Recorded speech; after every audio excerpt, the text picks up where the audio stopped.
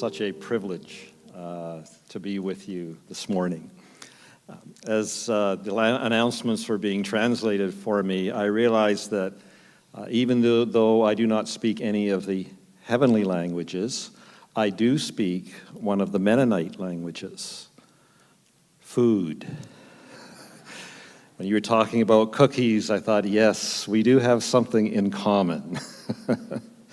In fact, I don't know if you're aware or not, but in Canada, there is a best-selling book, and it's called Mennonite Girls Can Cook.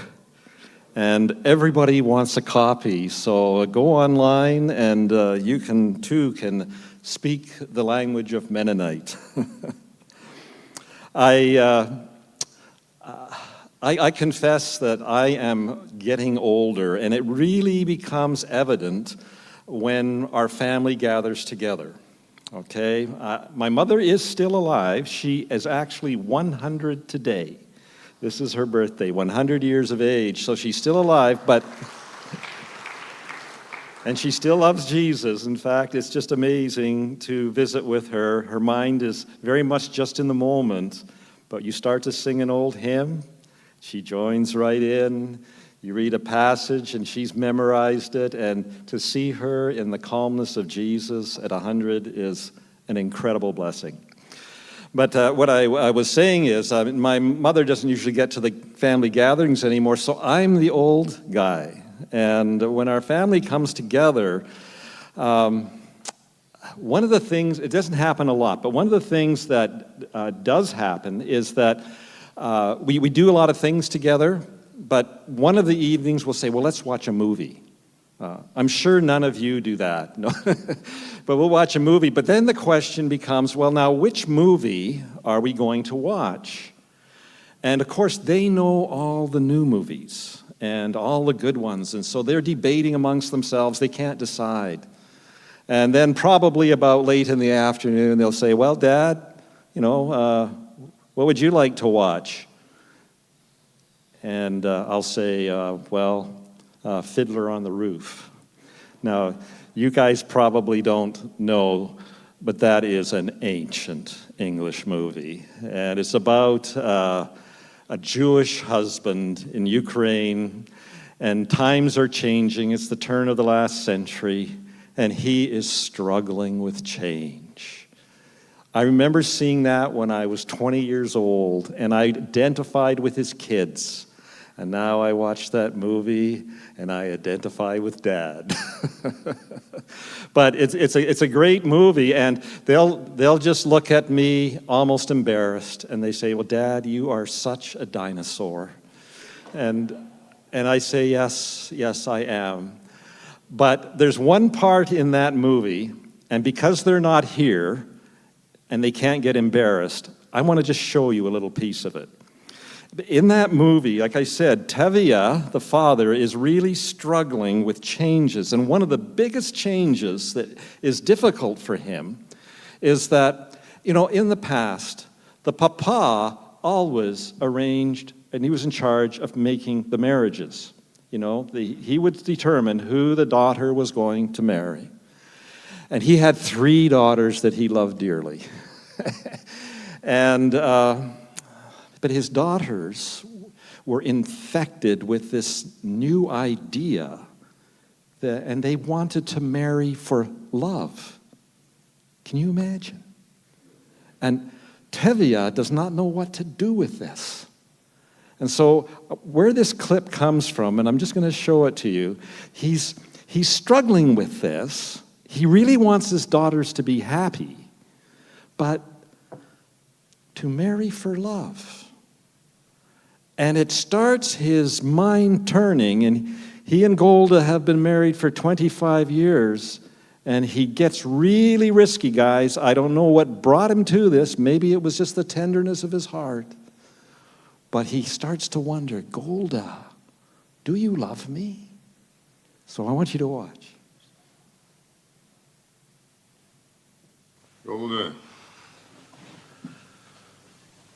Golda is a good man.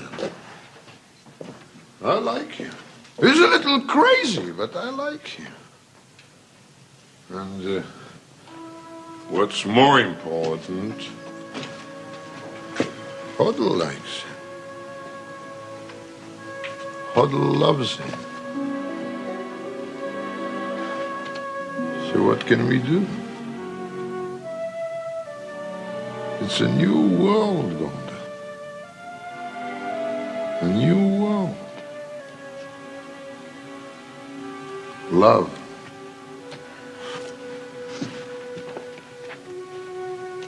Golda, do you love me? Do I what? Do you love me? Do I love you? Well, With our daughters getting married and there's trouble in the town, you're upset, you're worn out. Go inside, go lie down. Maybe it's indigestion. no, Golda, I'm asking you a question. Do you love me? You're a fool. I know. But do you love me? Do I love you? Well. For 25 years I've washed your clothes, cooked your meals, cleaned your house, given you children, milked your cow. After 25 years, why talk about love right now? Golda, the first time I met you was on our wedding day.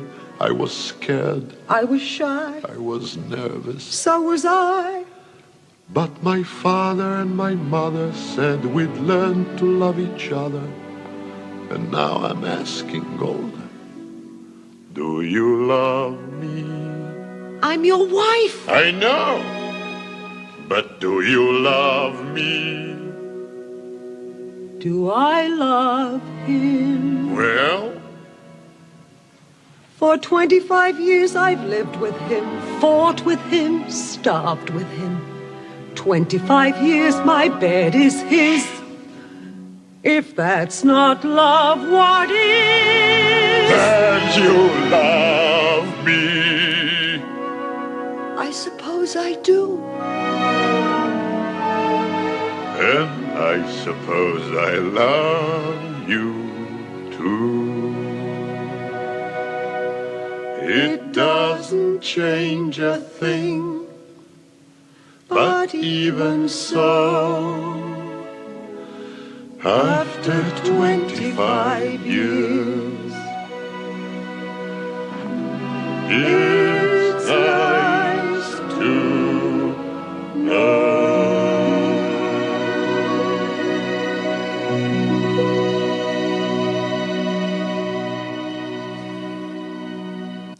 I'm an incurable romantic. I love that clip. Do you love me? And she says, well, I do your washing, I cook your food, and Tevye says, yeah, I know, but do you love me? And she goes on and tells about all the things that she does, and he says, I know you do all of that, but do you love me?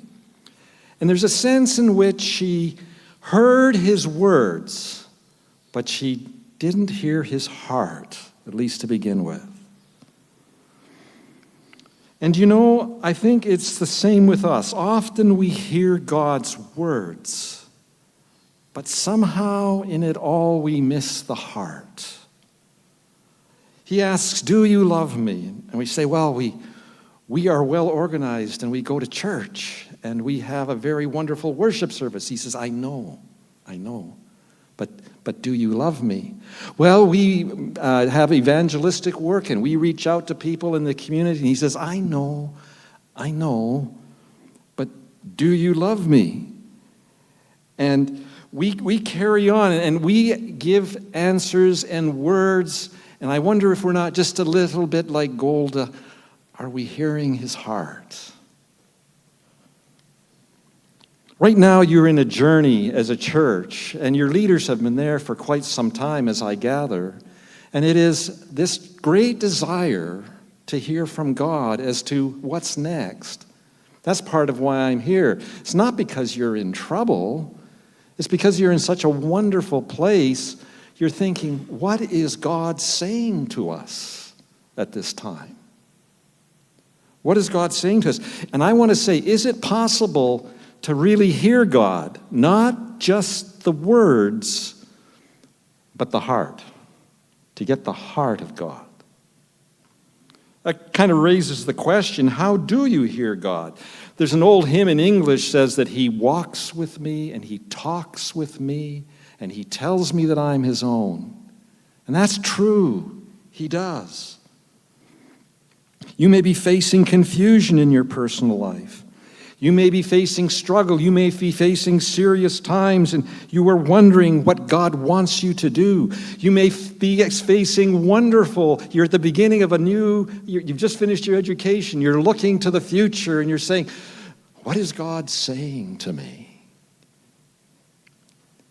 Can we hear him? And I want to give you from the life of Moses, the passage that was just read, 3 things that I think Moses would want us to understand. He was a man that ultimately was able to hear God, but not so much at the beginning. And over his lifetime, he developed what I would call 3 listening postures. 3 listening postures. I'm sure there are more, but 3 postures from a man who over time began to hear God's heart, and he was never quite the same in a pretty wonderful way. And I believe if we follow Moses' example, we may find our lives are never quite the same either in a pretty wonderful way. So, may I give you those 3 things this morning? If we want to hear God's heart,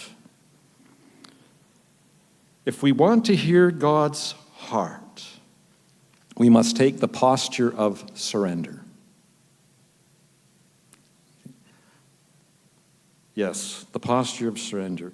We cannot hear God's voice and heart when we are fixated on our own plans and preferences.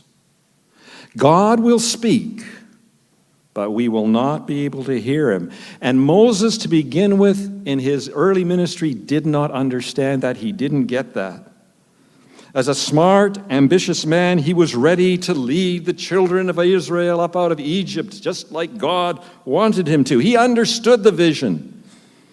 In Acts chapter 7, we read, when Moses was 40 years old, he decided to visit his fellow Israelites. He saw one of them being mistreated by an Egyptian, so he went to his defense and avenged him by killing the Egyptian. And Moses thought that his own people would realize that God was using him to rescue them, but they did not. What was happening here? Well, here's the thing. Moses, you see, although he had the right vision, had his own agenda. He was caught up doing God's work his own way. He was so wrapped up in it that he couldn't hear God. And in the end, he made some disastrous mistakes. And God spent the next 40 years getting his attention in the wilderness of Midian so that he could hear his heart. I don't know about you, but I am so much like Moses. I make plans. Oh, my plans are good plans. Believe you me. I'm smart. I figure out how things should be. And my plans, they don't involve any pain for my family or for me, where we learn character and integrity. They don't involve failure, where I learn about the grace and love of God. They don't involve brokenness, where I come to understand dependence. And best of all, my plans are not circuitous. They don't require any patience whatsoever. And I pray and I fast and I follow the spiritual disciplines, but without surrender, these disciplines simply become attempts to manipulate God to my way of thinking. And I have learned the hard lessons over the years, just as Moses did, that if I want to hear God, I have to adopt the posture of surrender. And the reason that is so difficult is that it stands directly in opposition to my desire to be in control.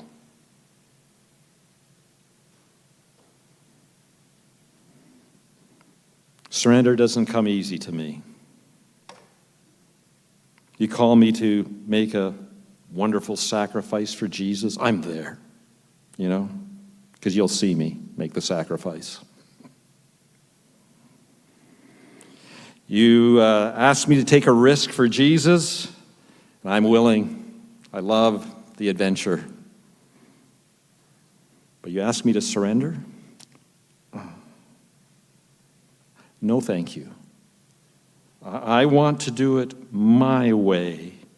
I want to do God's work my way. I want to do it successfully. I want to do it powerfully. I want to do it quickly.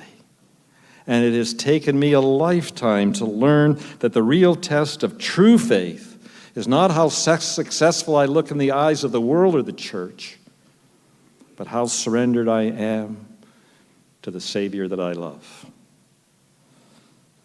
What if He never intends for my family to be the way I think it should?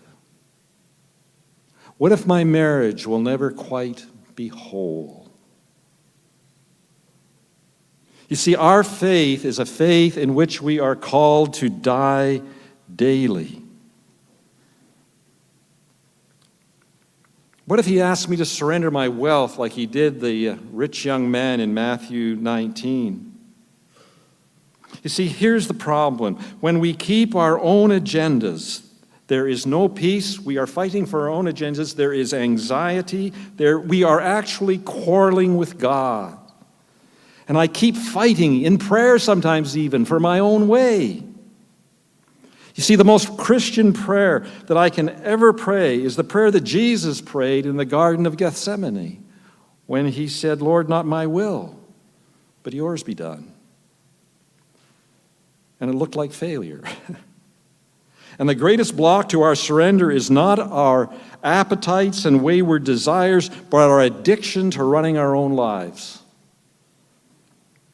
So if I want to hear God, I must adopt the posture of surrender. Secondly, like Moses, if I want to hear God, not just the words, just the Bible, but hear His heart, I need to adopt the posture of stillness. You will notice that Moses heard from God at the burning bush, not in the rush of life.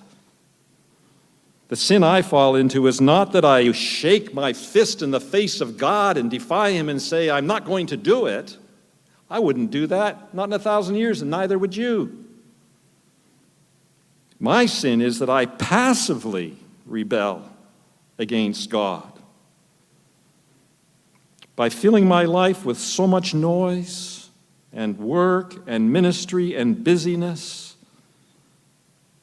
that God's voice cannot or will not penetrate. Fenelon, an old Catholic priest, said, God does not cease speaking, but the noise of the creatures without and our passions within deafens us and stops our hearing.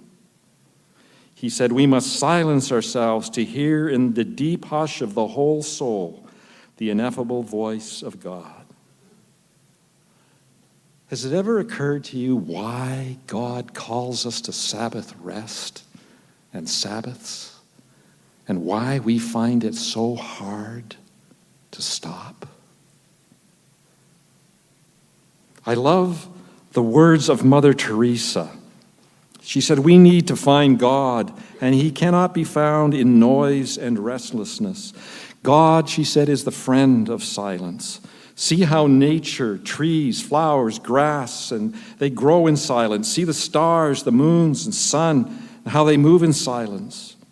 She went on to say, the more we receive in silent prayer, the more we can give in our active life.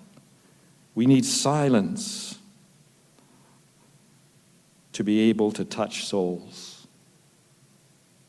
The essential thing is not what we say, but what God says to us. And yet our worlds, maybe you're slower paced down here, but in Canada, the more prosperous we become, the more busy we become. Our worlds are filled with endless noise. You know, cultivating the quiet can be a very painful experience, especially when we're addicted to noise and excitement. It takes a great deal of courage to hear God. Listen to Moses here. I want to take you back there to the burning bush. After 40 years had passed, an angel appeared to Moses in the flames of a burning bush in the desert near Mount Sinai. And when he saw this, he was amazed at the sight, and he went over to look more closely. He heard the Lord's voice. I am the God of your fathers, the God of Abram, Isaac, and Jacob. And then this sentence, and Moses trembled and did not dare to look. You know, I find myself sometimes that I am afraid to slow down because the truth of myself will crash in on me. Somehow, I just know that if I stop, God will speak, and I'm afraid of what he might say. And I just don't want to do the work of relating to him. Sometimes just sitting in his presence. I'll just keep busy doing my own thing, just like we sometimes do in our marriages and with our kids. We find diversions in music, in activities, in ministry, good things, recreation. And you know, there's a voice deep within my soul, and it tells me that something is wrong, but I am too afraid to slow down and find out how life could be different. I remember the first time I became aware of this. I was a young pastor in my first church, and there was a wonderful older lady who volunteered to do some of the office work. It was before we had the computers and everything. And I remember we didn't have the internet, so everything you depended on books. And my good friend Doris, she was old, you know, probably younger than I am now. I was young, but she'd gone to the mainland. We were on Vancouver Island. She'd gone to the big city of Vancouver, and there had been a Christian bookstore, and she had found a book, and she said, Dave, you're going to love this book. And she came back and she bought it for me as a kindness to her pastor. And she offered me this book. I was about 24. And I looked at the title of the book, and I knew right away I didn't want to read it. It was a book by Gordon MacDonald. You might have heard of him down here, but it was titled Ordering Your Private World.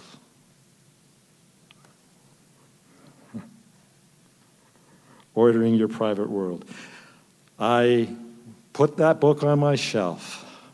I didn't go near it until desperation got to my soul a couple of years later. And I read that book, and it was like water on dry land. You want to hear from God? Stop. However it is that you become quiet, stop. We're all different. I am a real weird one, okay? I am a little bit of a mystic. So for me to stop means that I go down to my little study, and you are going to think I'm crazy, and I light a candle, and I set the candle down there, and I sit back in my comfortable chair, and the Lord is in the other chair over there, and I watch the candle burn in the presence of Jesus, and my heart stills, and we have our conversations. Now, my dad, 96, that passed when he was 96, I used to watch him. If you put him in a room with a burning candle, he would have gone stark raving mad. That would have totally created all kinds of tension within him. And I used to watch my father. You know, sometimes I'd watch him and he would be thinking about a sermon or something, because he was a pastor. He'd be sitting on the couch, and he'd have his Bible open. He'd be sitting there reading his Bible for about 5 minutes, and then he'd be sound asleep. And he wasn't a reader particularly, and I used to wonder, how does Dad relate to God? Until it hit me. My dad had a little workshop. And when things were getting stressful, or even just a few minutes every day, he'd go into his workshop, and there, as he was a great woodworker, as he worked with his hands, his heart stilled.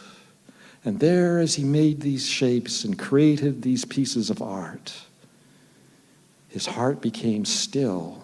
And I realized that his workshop was where he talked with God.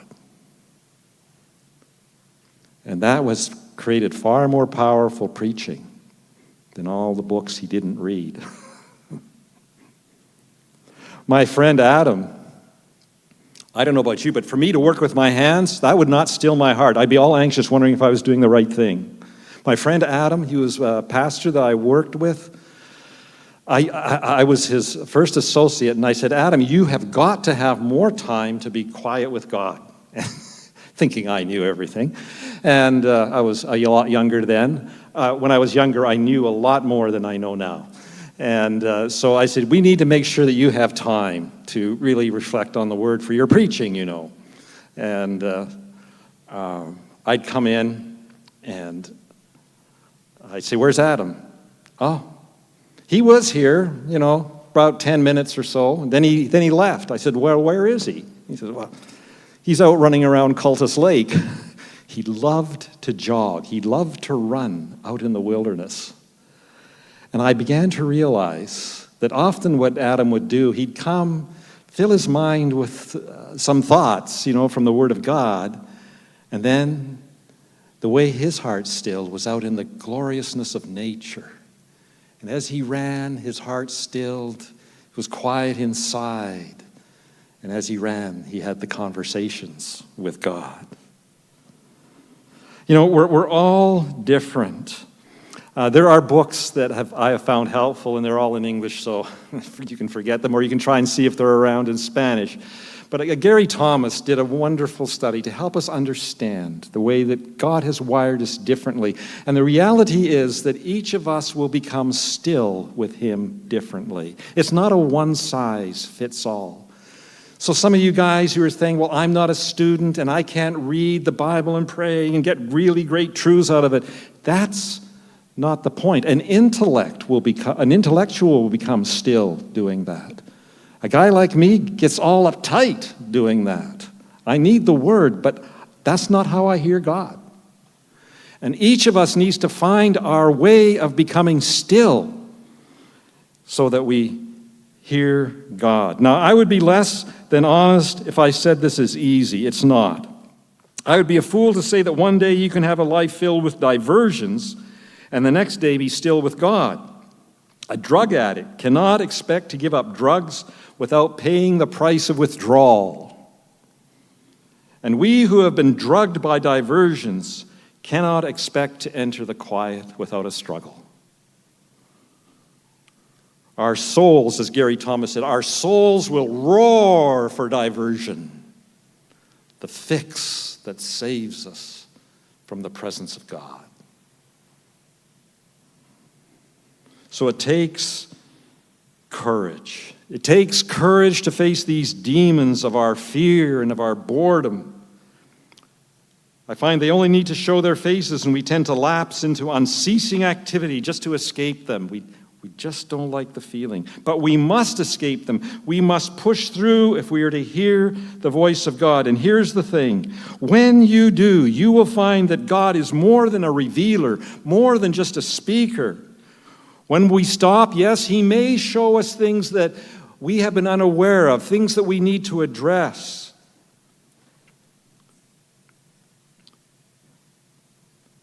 But as we get honest with Him, you will find Him to be the healer. You don't have to keep running. Our sadness, our boredom, our misery can be transformed, but not by running from them. God calls us into the quiet, not to break us, but to make us realize how loved and cared for we are. And if you want the peace of Christ, if you want to hear him speaking into your life, and if you want to know his heart, then like Moses, you must stop running and find your holy ground. Be still. Be still. Last thing here, and we're done. If you really want to hear God's heart, not just the words, we must take the posture of dependence. Moses had no choice. God, gifted though he was inadequate for his call. And he failed initially. And it took some years in the wilderness for Moses' pride and his arrogance to be broken. And when it was, he had no illusions about his abilities. So when God finally came and said, okay, Moses, it's time. It's time to lead them out of the land to the promised land. When God came, Moses knew he couldn't do it. And he protested. 40 years earlier, he was ready to be the great deliverer, the great emancipator. But now, we find his words in Exodus 3, who am I that I should go to Pharaoh and bring the Israelites out of Egypt? And for that whole chapter in Exodus chapter 3, he told God how he could not do it and how he pleaded with God to send someone else. And you know what? Moses was ready. He could hear God. Dependence. Dependence is the realization that I can do nothing of significance apart from God. It leads me to rely on him.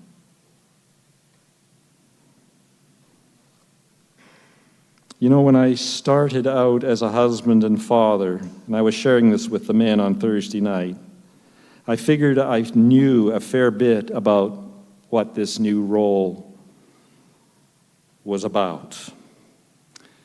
And as I told them, I said, my kids, because I knew, my kids would be disciplined. My kids would be balanced. Our family would be an example of what a Christian home should be. I had absolutely no doubts. I'd read books. You're supposed to laugh.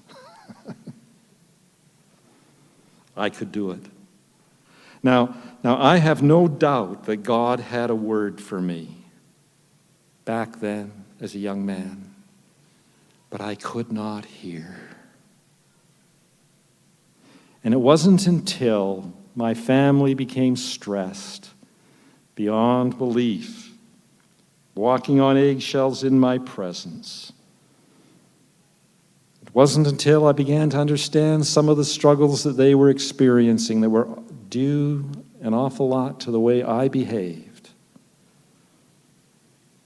that I realized all my intentions, all my efforts, all my confidence wasn't enough.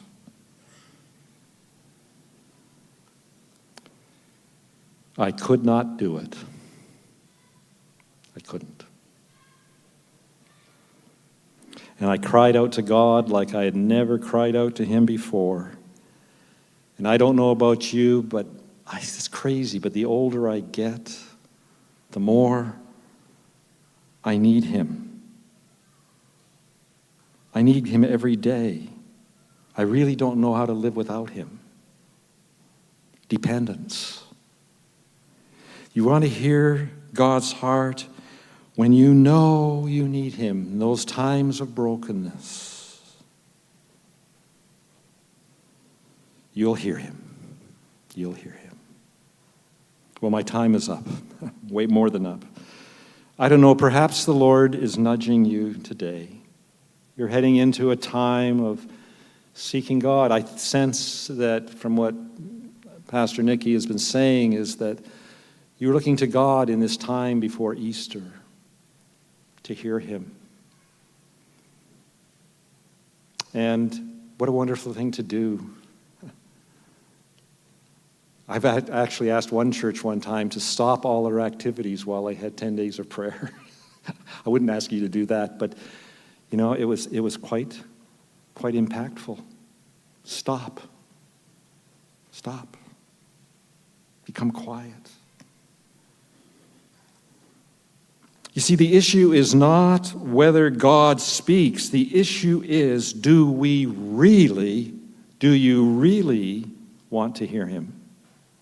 You can. Do you really want to hear him? I challenge you to take the risk. Is it uncomfortable? At times, yes. But if you do, it will be a life you will never regret. Maybe today he's saying to you, have you realized that you've been trying to do God's work with your own agenda, like Moses? And without even realizing it, you've been hurting people around you. Like Moses killed the Egyptian thinking he was doing the will of God. And maybe God's saying to you this morning, hold it a second here. Are you really surrendered, or are you trying to do God's work your way? Surrender will bring peace. It will also enable you to hear God. Or maybe this morning, it's the drugs of the age. We have these soft addictions. We know the bad ones, but the soft ones, they're huge. They're huge. And you have been living in escape, maybe not even intentionally, busy, finding your peace in other places other than Jesus, recreation, I got to do this, I have to have this. Maybe this morning the Holy Spirit's nudging you to say stop. Or maybe the nudge is in the area of dependence. You know how it is, and I can say this, I'm not ethnic Mennonite, but I have the Mennonite heart. Maybe you're like me, and as a Mennonite, as a Christian, what's the word? As Anabaptists, we're not Protestants, but we sure have the Protestant work ethic. And we're self-sufficient, and we work hard, and we can make it happen, and we can do it. And maybe inside you're just starting to fear that maybe you can't. Isn't that wonderful? Let me tell you, you can't. And maybe it's time just to acknowledge, I can't do it. I need God. Surrender. Stop. Depend.